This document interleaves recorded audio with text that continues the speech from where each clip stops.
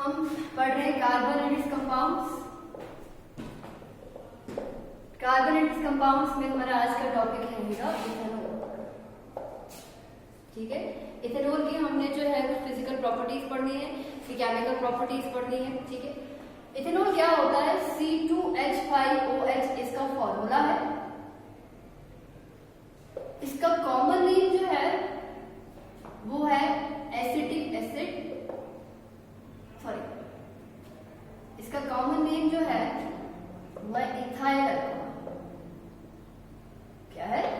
Ethyl alcohol. ठीक है, अगर हम इसकी कुछ फिजिकल प्रॉपर्टीज देखें, फिजिकल प्रॉपर्टीज में पहली जो प्रॉपर्टी ये शो करता है वो ये है, it is a colourless liquid. It is a colourless liquid with pleasant smell and burning taste. With pleasant smell and burning taste. जो आपका इथाइल अल्कोहल होता है या सिंपल अल्कोहल भी बोल सकते हो, वो एक कलरलेस होता है लिक्विड। ठीक है, उसकी स्मेल अच्छी होती है, ठीक है, प्लेजेंट होती है, और इसका जो टेस्ट होता है थोड़ा सा बर्निंग टेस्ट होता है। नंबर सेकंड इज, ये जो आपका इथाइल अल्कोहल होता है, इसका जो बॉइलिंग पॉइंट होता है वो होता है 78 डिग्री सेल्सियस। क्या होता है? 78 डिग्री सेल्सियस। थर्ड, जो इथाइल अल्कोहल होता है या फिर जो इथेनॉल होता है उसको हम रेक्टिफाइड स्प्रिट भी कहते हैं।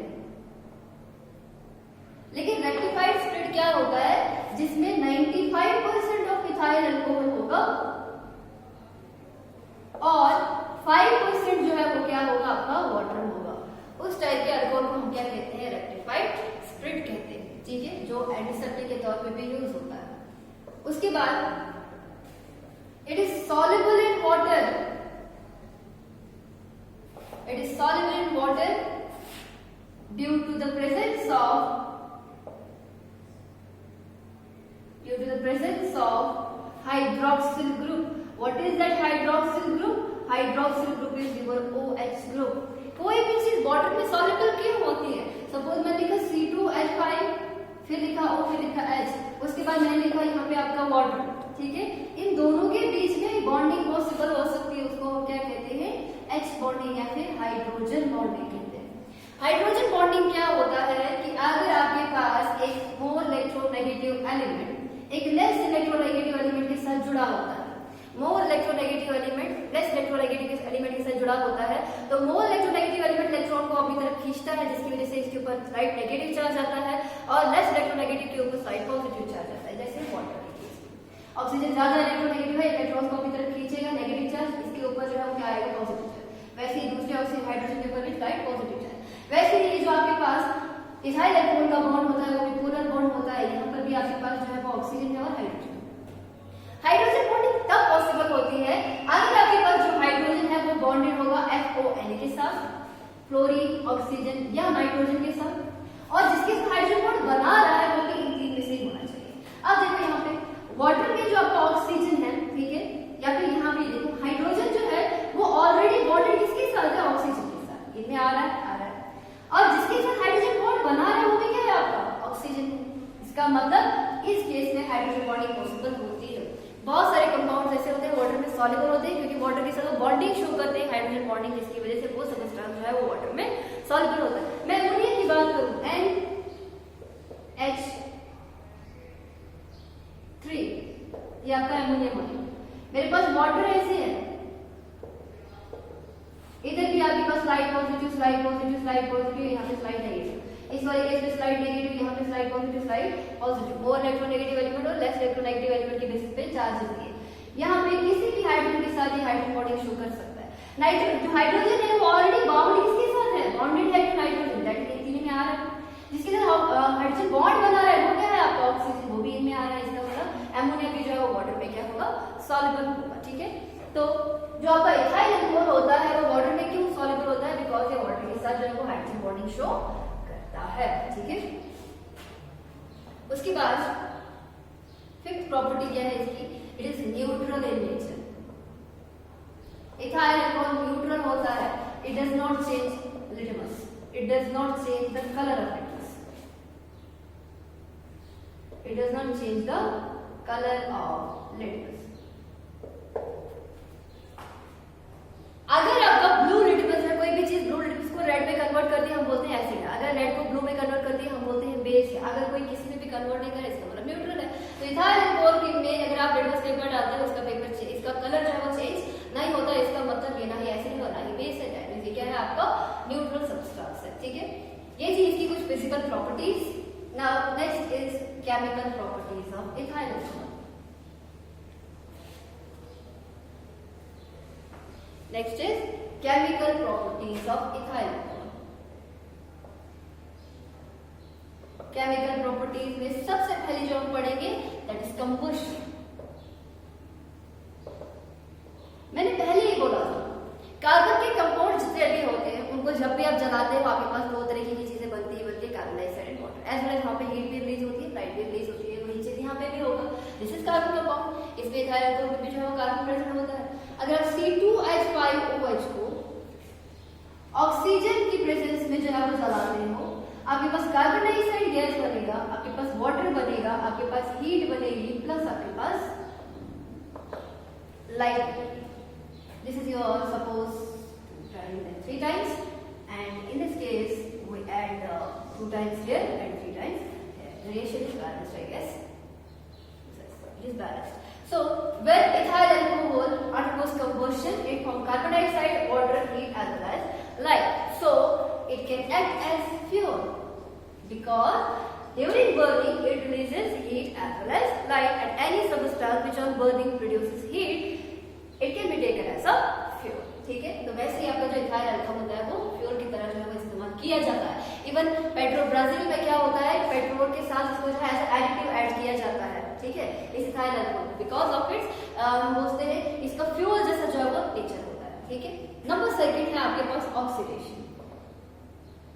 What is oxidation? What is the difference between combustion and oxidation? Oxidation का मतलब है controlled combustion, controlled combustion. Here lot of oxygen is supplied because oxygen जो है वो एयर से आती है, वो बहुत ज्यादा 21% ऑक्सीजन एयर में प्रेजेंट है, बहुत सारी ऑक्सीजन जो है मिलेगी और वो फुल कंबशन से कार्बन डाइऑक्साइड और वाटर बनेगी। लेकिन यहाँ पर आपकी ऑक्सीजन जो है वो क्या है, आपको ऑक्सीजन मिल रही है लेकिन कंट्रोल्ड अमाउंट में मिल रही है because the source of oxygen over here is not from air, it is from the oxidizing agent. What is oxidizing agent? Any substance which produces nascent oxygen, means atomic form of oxygen. किसी भी substance को जो देता है oxidise जिसको करता है उसको हम ऑक्सीडाइजिंग एजेंट कहते हैं।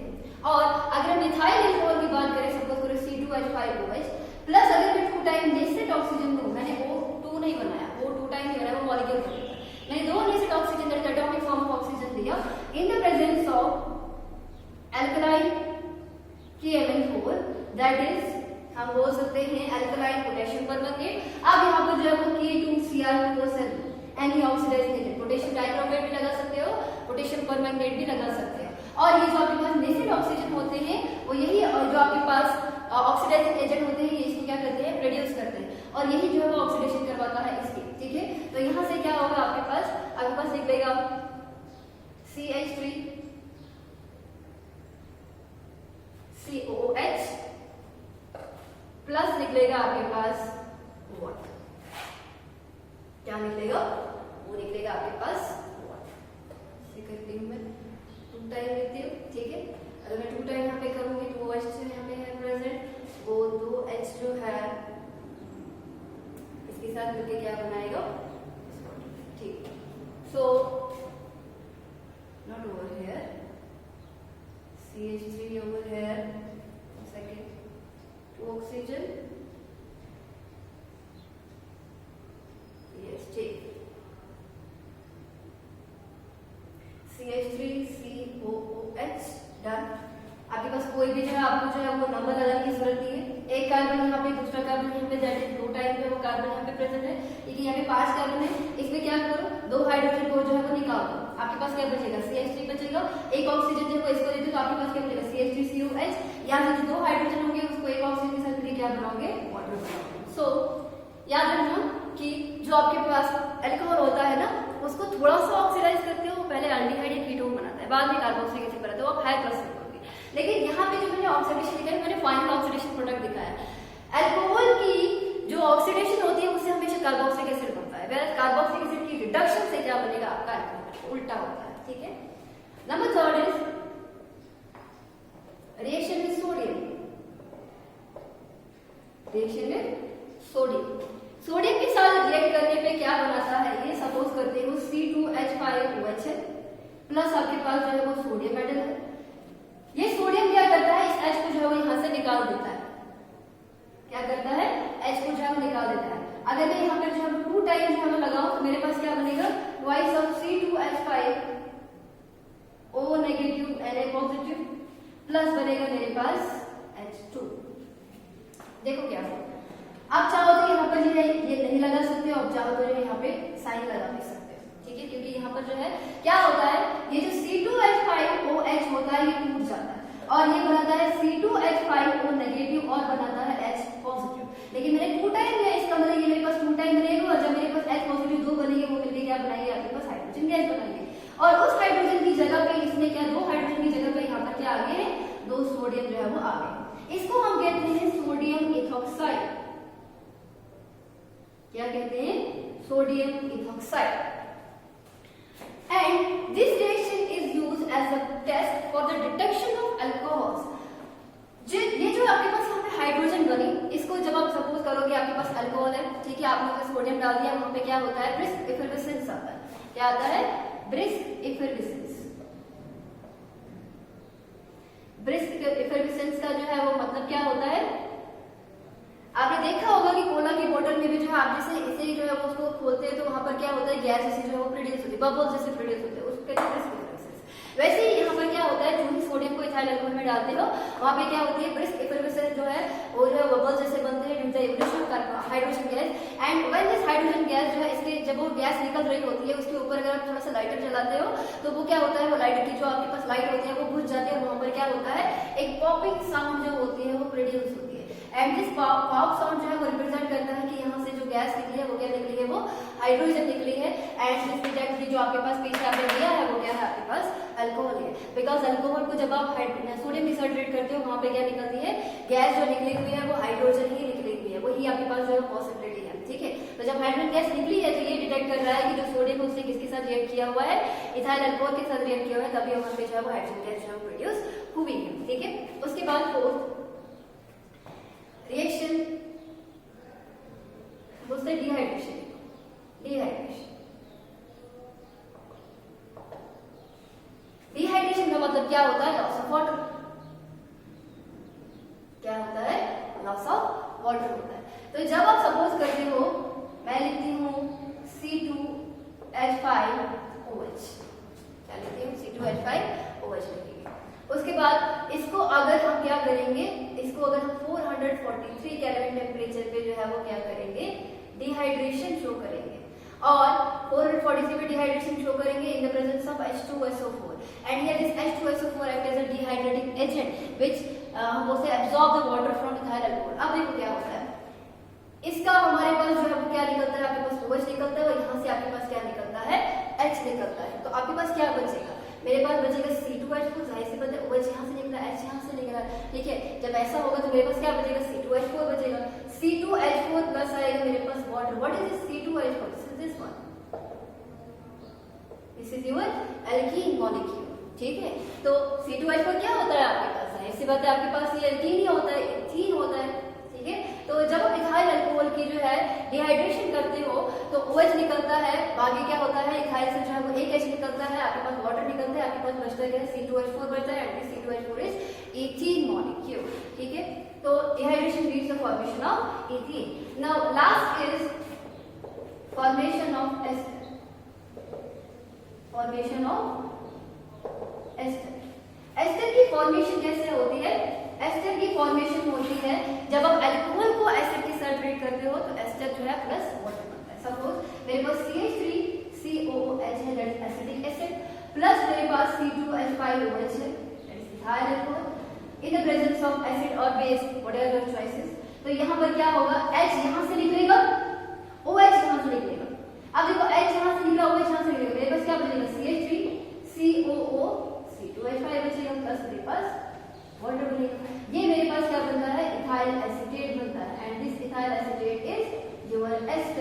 And this ester has pleasant smell, so ये भी एज अ टेस्ट है होता है फॉर द इथाइल अल्कोहल के लिए, ठीक है। तो जो एस्टर होता है उसकी जो है कैरेक्टरिस्टिक फ्रूटी स्मेल होती है, और अगर आपके पास अल्कोहल को आप एसिड के साथ ट्रीट करवा रहे हो, अगर आपके पास जो है किसी भी चीज को एसिड के साथ ट्रीट करवा रहे हो, अगर आपके पास फ्रूटी स्मेल आ रही है, इसका मतलब एस्टर बना है, और एस्टर कब बन सकता है, इथाइल अल्कोहल के केस में, दैट मीन जो आपने चीज लिया वो क्या है, वो इथाइल अल्कोहल है, ठीक है। अगर मैं इसका जो है थोड़ा सा जो है वो बताऊंगी ये कैसी रिएक्शन होती है, देखो CH3 है, C double bond O OH, this is your CH3COOH, CH3COOH, ठीक है, प्लस है यहाँ पर क्या H, यहाँ पे लिखती हूँ O C2H5, देखो C2H5OH मैंने उल्टा करके लिखा, इसका OH और इसका H निकल गया in the form of H2O, तो यहाँ पे क्या बना आपके पास, अभी बना CH3C डबल बॉन्ड O, यहाँ पे बना आपके पास O C2H5 and this is your CH3COOC2H5, CH3COOC2H5 जो आपका एस्टर होता है, वाटर जो है वो यहाँ पे रिमूव होता है, ऐसे जो है वो आपका एस्टर बनता है which has a fruity smell and this can be used as a test for the detection of alcohol, ठीक है, इन लैबोरेटरी। ये थी आपके पास chemical reactions of ethyl alcohol. Now next is the uses of ethanol. Some uses. Uses में सबसे पहले क्या है, एक तो ये बेवरेज की तरह यूज होती है, सब जानते हैं, ठीक है। आपकी जो है वो अलग अलग ब्रांड्स में जो है वो इथाइल अल्कोहल जो है वो आता है। नंबर सेकंड इज एंटीसेप्टिक के तौर पे भी जो है ये यूज होता है फॉर स्टेरिलाइजिंग द वॉन्ड्स। आपने देखा होगा जब भी किसी को जो है वो लगती है तो वो पहले क्या किया जाता है, साफ किया जाता है, वो इथाइल अल्कोहल से ही किया जाता है because it act as an antiseptic in nature, ठीक है। नंबर थर्ड है यहाँ पे ये जो है वो पेंट्स बनाने के इस्तेमाल में आता है, ये डाई बनाने के इस्तेमाल में आता है, मेडिसिन बनाने के इस्तेमाल में आता है, ठीक है। इसके अलावा ये एज अ सॉल्वेंट भी जो है वो एक्ट कर सकता है बहुत सारी जो है वो केमिकल रिएक्शंस में। इसके अलावा ये एज अ फ्यूल भी जो है हम एक्ट कर सकते हैं, ठीक है। There are some important uses of ethyl alcohol. और next topic is this is all about ethanol, ठीक है। इथेनॉल की कुछ केमिकल प्रॉपर्टीज हमने देखी, हमने फिजिकल प्रॉपर्टीज देखी और हमने इसके कुछ यूजेस देखे। अब हम जो है वो पढ़ेंगे अपना next topic that is your ethanoic acid. Ethanoic acid का फॉर्मूला होता है CH3COOH, इसका कॉमन नेम जो होता है वो होता है एसिटिक एसिड। क्या होता है, एसिटिक एसिड। और इसको हम ऐसा एसिटिक एसिड जिसमें 5 to 8% जो है वो खाली एसिटिक एसिड प्रेजेंट होता है, बाकी जो है वो पानी प्रेजेंट होता है, उसको हम कहते हैं विनेगर।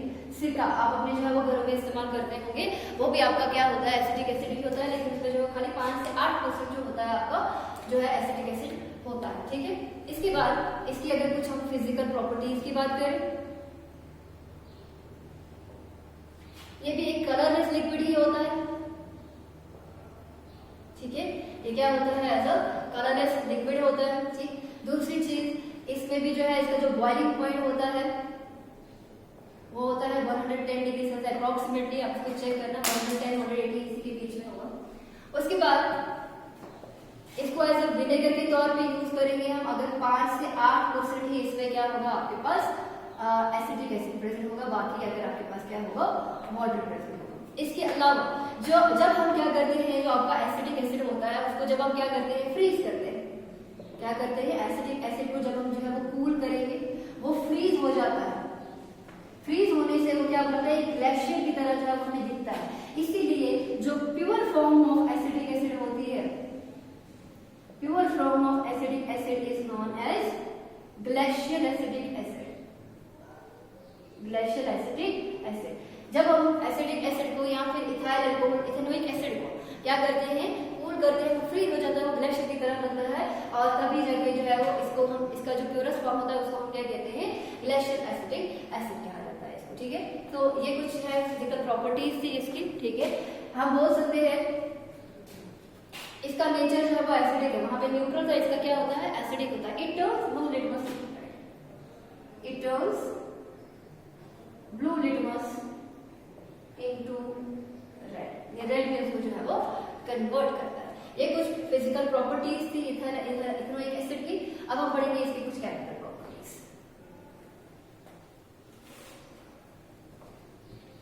सबसे पहले जो इसका केमिकल प्रॉपर्टी है,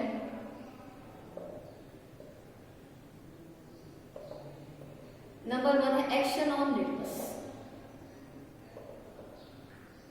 तो लिटमस के ऊपर क्या एक्शन होगा इसका, it turns blue litmus into red, so this is acid. ठीक है, दूसरी चीज, जब हम इसको यूनिवर्सल इंडिकेटर में डालते हैं, यूनिवर्सल इंडिकेटर भी एक किस्म का जो पीएच डिटेक्टर ही होता है, लेकिन वहां से आपका जो है स्ट्रेंथ ऑफ जो है वो दिखता है, स्ट्रेंथ ऑफ एसिड दिखता है। तो ये जो है उसको जो है वो किसमें कन्वर्ट करता है, ये ऑरेंज में उसको जो है वो कन्वर्ट करता है, जिसकी वजह से इसका पीएच जो है वो वहां पे कितना आता है, वो 4 आता है। वेल अगर हम इसको HCl के साथ कंपेयर करेंगे, HCl जो है वो जो यूनिवर्सल इंडिकेटर होता है उसको रेड में कन्वर्ट करता है, इसका मतलब उसका पीएच जो है वो किसके बराबर है, वो 1 के बराबर। इसका मतलब HCl is more acidic then CH3COH। आप इथाइल अल्कोहल में लिटमस डालते हो, उसको ब्लू से रेड कन्वर्ट करता है, आपको पता चल रहा है एसिड, लेकिन आपने कंपेयर करना है इसको HCl के साथ, तो आपने क्या लिया, इंडिकेटर में एक सोल्यूशन होता है। ठीक है, उसके बॉर्डर पे क्या होता है, बॉर्डर में बाहर से जो है वो बहुत सारे जो है वो कलर्स लिखे होते हैं, और कलर के आगे जो है वो क्या लिखा होता है, पीएच लिखा होता है। पीएच जितना कम होता है सबस्टेंस उतना ही ज्यादा एसिडिक होता है, पीएच जितना ज्यादा होता है सबस्टेंस उतना ही ज्यादा बेसिक होता है। तो जैसे ही आप क्या करते हो, आप जो है वो उसमें जो है एसिडिक एसिड को जब आप यूनिवर्सल इंडिकेटर के अंदर डालते हो, उसका कलर जो है वो ऑरेंज होता है। आप बाहर देखोगे ऑरेंज के सामने पीएच लिखा होता है 4। ठीक है, फिर आपने क्या किया, आपने HCl को डाल दिया, उससे जो है वो रेड बना दिया। रेड के आगे क्या लिखा होता है, रेड के आगे pH 1 लिखा होता है, इसका मतलब HCl जो है वो ज्यादा अच्छा एसिड है as compare to strong acid. Number second है इसमें हम बोल सकते हैं reaction with sodium carbonate and sodium bicarbonate.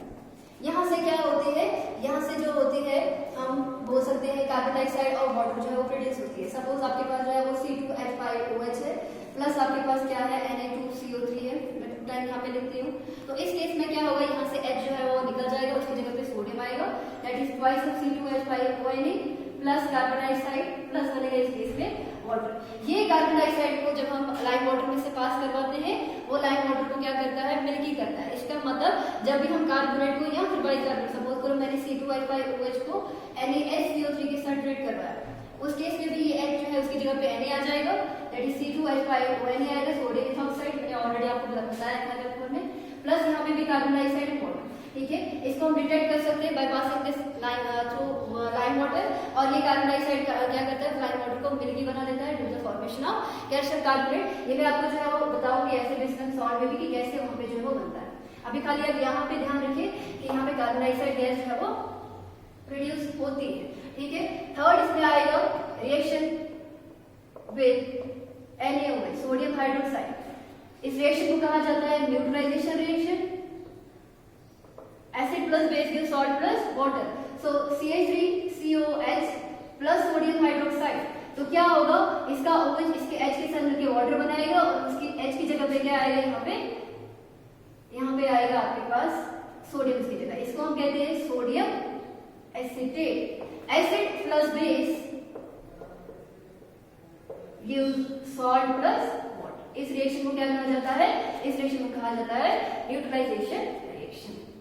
Last है आपके पास फॉर्मेशन ऑफ एस्टर, जो मैं ऑलरेडी आपको जो है इथाइल अल्कोहल में बता चुकी हूँ। जब आप CH3COOH को एसिड को जब आप अल्कोहल के साथ जो है वो ट्रीट करते हो, तो इसका H इसके OH के साथ निकल के जो है वाटर बनाता है, और रिजल्टेंट आपके पास क्या बनता है, आपके पास एस्टर बनता है, इथाइल एस्टेट। बिल्कुल सेम रिएक्शन है जो मैंने अभी थोड़ी देर पहले आपको जो है वो इथाइल अल्कोहल में जो है वो बताई। ठीक है, तो ये थी आपके पास कुछ chemical reactions of ethanoic acid. अगर इसके यूजेस देखोगे, यूजेस में जो है वो इसमें एज अ सॉल्वेंट भी ऐड कर सकता है ये। ठीक है, ये एसीटोन बनाने के काम आता है। ठीक है, इसके अलावा बहुत सारी चीजों में जो है वो इस्तेमाल किया जाता है। This all about ethanoic acid, ethyl.